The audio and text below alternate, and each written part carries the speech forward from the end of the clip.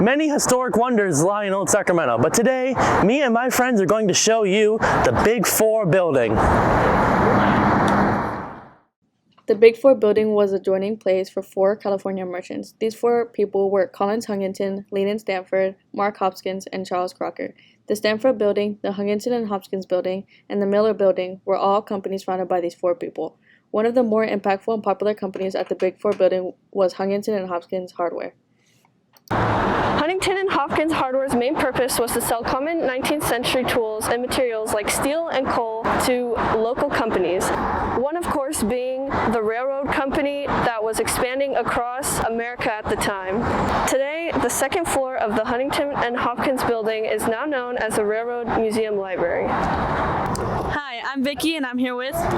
I am John. Tell me, John, what do you know about the Huntington and Hopkins hardware store? The Huntington Hopkins hardware store was originally the property of, it was shared property between Mark Hopkins and Collis Potter Huntington. Both were big prominent businessmen here in Sacramento.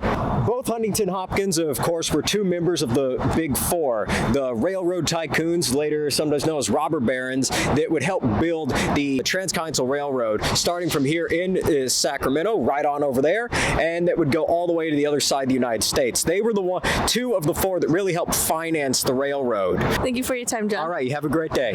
So the history of Huntington's and Hopkins hardware is actually pretty important. Yeah, and from the efforts of this company, both Sacramento and the Pacific Railroad was able to develop quite fast.